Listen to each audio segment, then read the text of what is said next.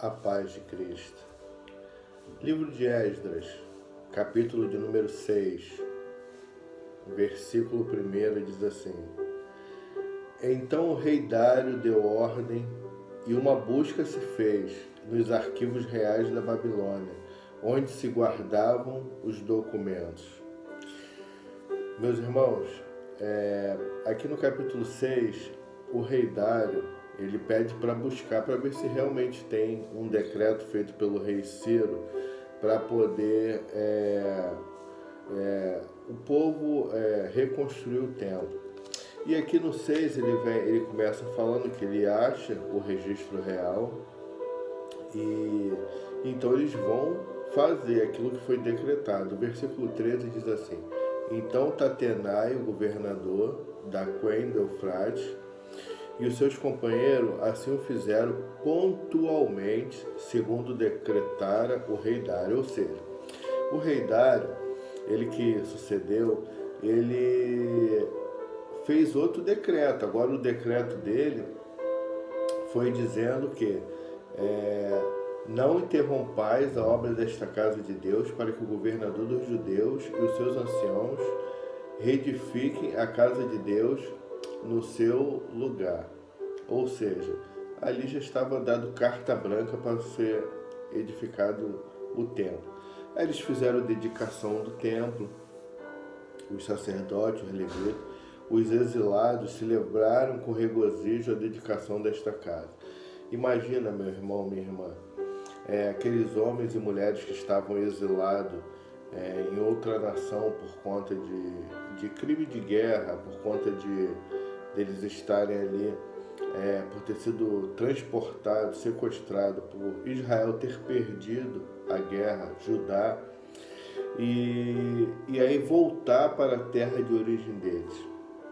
Eu imagino a alegria que eles tiveram de estar retornando para sua casa e ali celebrar a Páscoa, fizeram tudo de acordo como deve ser feito.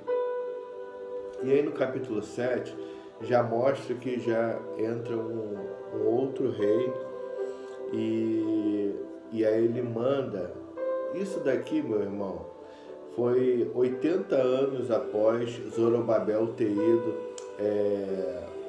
a primeira leva, né, para poder ir para fazer a reconstrução do templo, porque Ciro falou para reconstruir. E aí, no capítulo 7 diz: Passadas estas coisas, ou seja, média de 80 anos, no reinado de Artaxerxes, rei da Pérsia, Esdra, filho de Seraías, de Eleazar de Arão, o sumo sacerdote, este Esdra subiu da Babilônia. E ele era um homem versado na lei de Deus. Ele era um escriba do Senhor. Ele entendia bem da lei de Moisés. E aqui diz que, segundo a boa mão do Senhor, seu Deus, que estava sobre ele, o rei lhe concedeu tudo quanto lhe pediu. O interessante aqui é que a mão do Senhor estava sobre ele. Não tente fazer nada que a mão do Senhor não esteja sobre a sua vida. Ali, Esdras, Deus falou: olha, agora já subiu Zorobabel, foi a primeira leva, agora Esdras vai subir com o restante do povo, aqueles que quiserem ir. E aí subiu com ele sacerdotes, levitas, cantores, porteiros, pessoas que faziam serviço no templo, para poder ocupar Jerusalém e ficar lá. Ele mandou uma cópia, o rei Artaxerxes, da carta, né, que dava ordem, e deu ordem ao sacerdote Esdras, o escriba, das palavras do mandamento e dos estatutos do Senhor sobre Israel. Ele, na carta dele aqui, ele diz: Paz perfeita, por mim se decreta que no meu reino, todo aquele do povo de Israel e dos seus sacerdotes e levitas que quiser ir contigo a Jerusalém, vá. Meu irmão, minha irmã, a melhor coisa é quando vem decretado as coisas. Às vezes a gente está esperando uma situação, está esperando uma resposta, e quando vem decretado por Deus e fala: vá que eu sou contigo, é a melhor coisa. que a gente consegue subir com a cabeça erguida, com a mente em Deus para poder fazer as coisas. Isso acontece na minha e na sua vida. Tem determinadas coisas que a gente fica em dúvida e não sabe o que fazer. Alguns aqui que não foram com o Zorobabel na primeira leva, foram com Esdras na segunda leva, que sentiram no coração. Deus, ele coloca o desejo no nosso coração para que a gente venha receber algo da parte dele. Deus coloca um desejo no nosso coração para que a gente venha fazer aquilo que é inclinado realmente por Deus.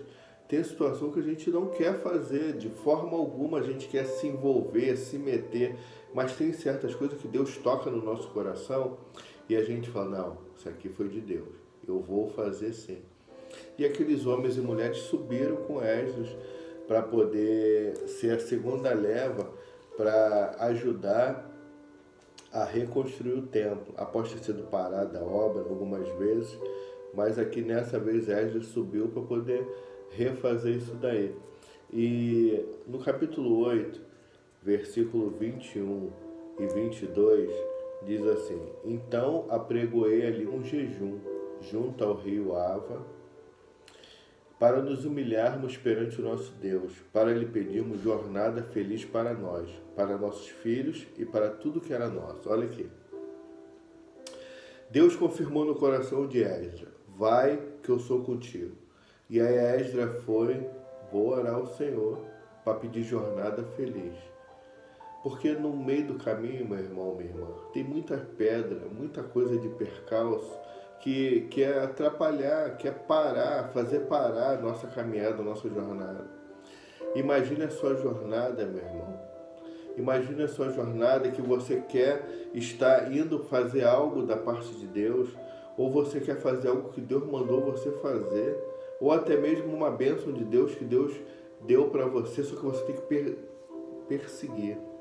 Só que você, para você alcançar aquela bênção ali, você tem que persistir em algo, você tem uma caminhada a fazer e você vai pedir direção e proteção de Deus para que a sua jornada seja feliz.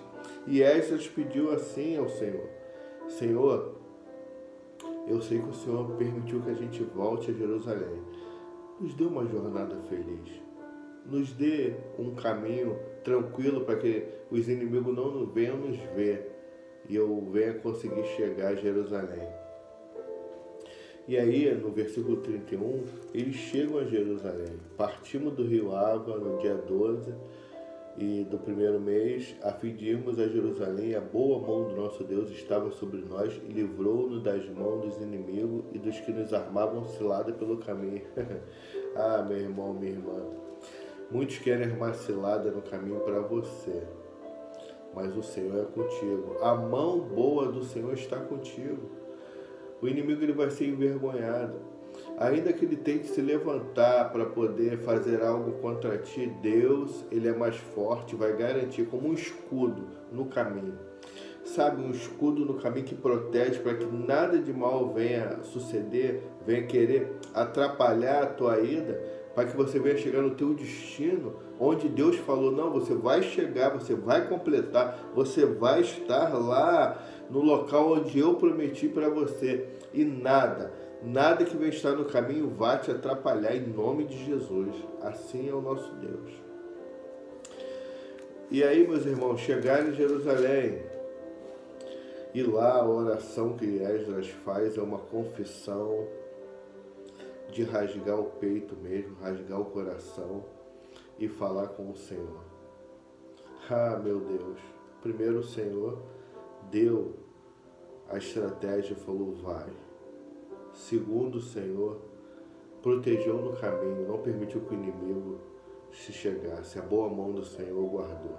E terceiro, eles chegaram no local.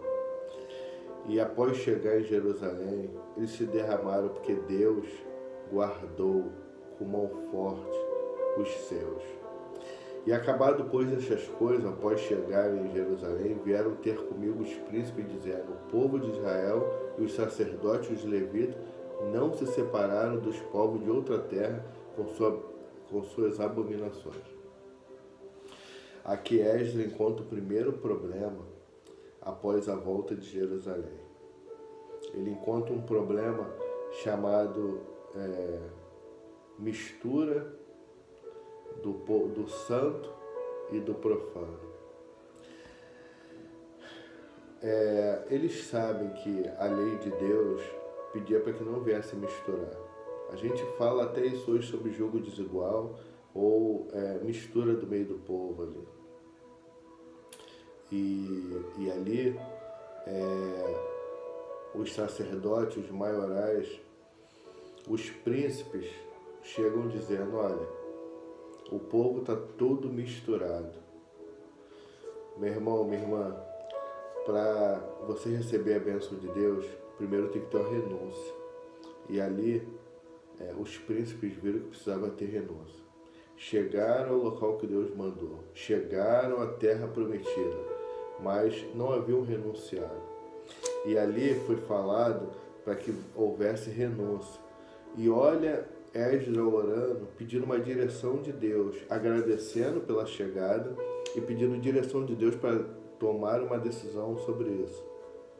E no capítulo 10, no versículo 1 diz: enquanto Esdras orava e fazia confissão, chorando prostrado diante da casa de Deus, ajuntou-se a ele de Israel muito grande congregação de homens, de mulheres e de crianças, pois o povo chorava com grande choro.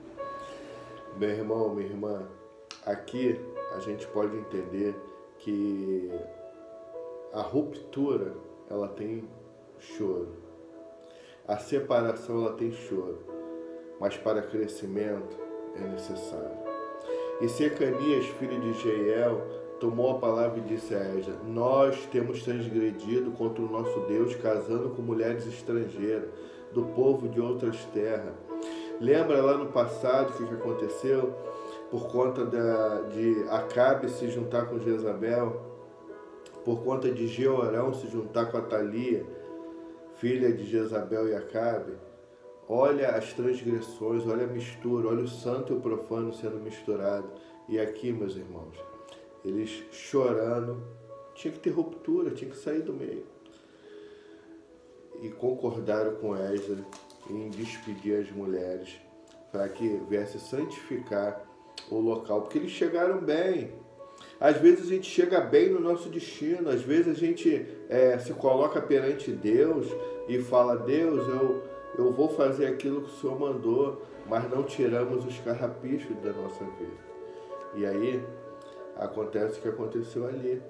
Eles oraram, buscaram a Deus de verdade, choraram e se entregaram. No versículo 12, para terminar, respondeu toda a congregação e disse em altas vozes: assim seja segundo as tuas palavras, assim nos convém fazer. E fizeram, para que viesse se purificar e o nome de Deus fosse exaltado como um povo santo, que eu e você somos hoje, povo separado de Deus. Nós não devemos nos misturar com as coisas desse mundo. Não devemos nos misturar com as coisas, com as mazelas do mundo, para que nós podemos ter até a lei debaixo dos braços. Esdras era um escriba do Senhor, ele tinha a lei debaixo dos braços. Ele era um homem versado na lei de Moisés, mas se não houver separação, se nós não nos separarmos do mundo, se nós não colocarmos à parte as coisas de Deus, nada vai acontecer. Que Deus nos abençoe, em nome de Jesus.